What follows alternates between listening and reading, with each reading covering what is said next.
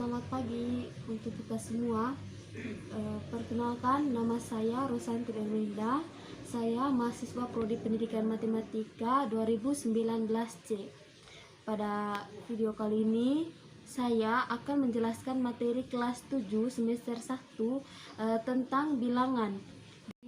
Di sini saya mengambil KD 3.1, yaitu menjelaskan dan menentukan urutan pada bilangan bulat positif dan negatif.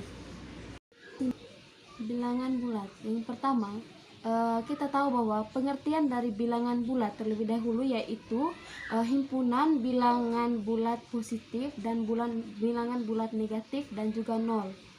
Kemudian yang pertama ini membandingkan dan mengurutkan bilangan bulat positif dan bulat negatif. Di sini misalkan A dan B merupakan bilangan bulat.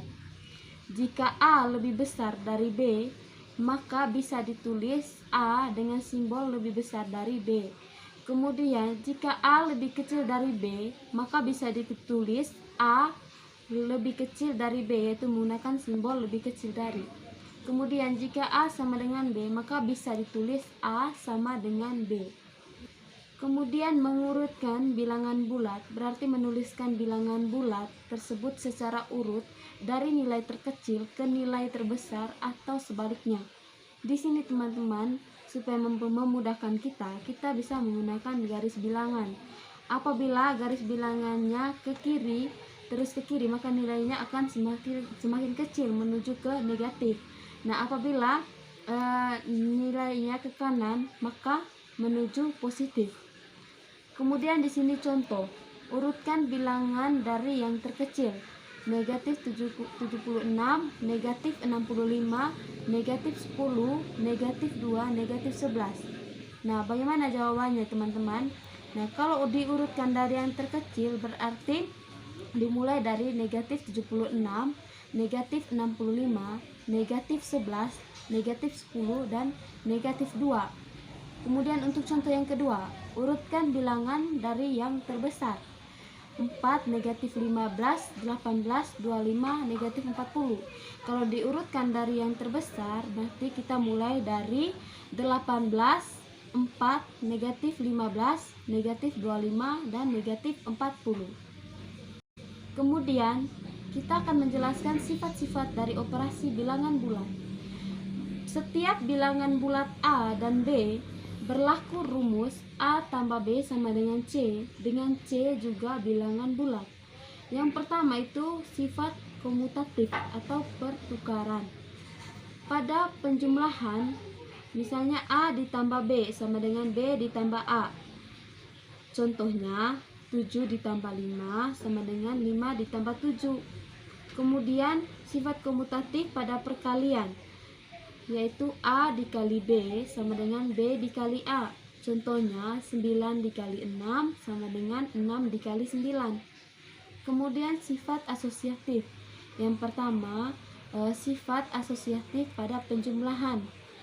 Misalnya A penjumlahan dari A dan B ditambah C itu sama dengan A ditambah penjumlahan dari B ditambah C.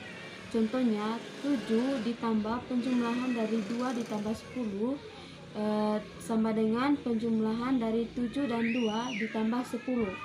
Kemudian sifat asosiatif pada perkalian. Misalnya hasil perkalian A dan B dikali C sama dengan A dikali hasil perkalian B dan C. Contohnya hasil perkalian 8 dan 2 dikali 3 sama dengan 8 dikali hasil perkalian 2 dan 3. Sifat distributif pada penjumlahan. Di sini A dikali hasil penjumlahan B ditambah C itu sama dengan hasil perkalian A dan B ditambah dengan hasil perkalian A dan C. Contohnya 5 dikali hasil penjumlahan 3 dan 5 sama dengan hasil perkalian 5 dan 3 ditambah hasil perkalian 5 dan 5. Kemudian pada perkalian A dikali pada pengurangan. Di sini A dikali B hasil pengurangan B dan C itu sama dengan hasil perkalian A dan B dikurangi hasil perkalian A dan C. Contohnya 7 dikali hasil pengurangan 4 dan 2 itu sama dengan 7 dikali hasil perkalian 7 dan 4 dikurangi hasil perkalian 7 dan 2. Sekian materi dari saya.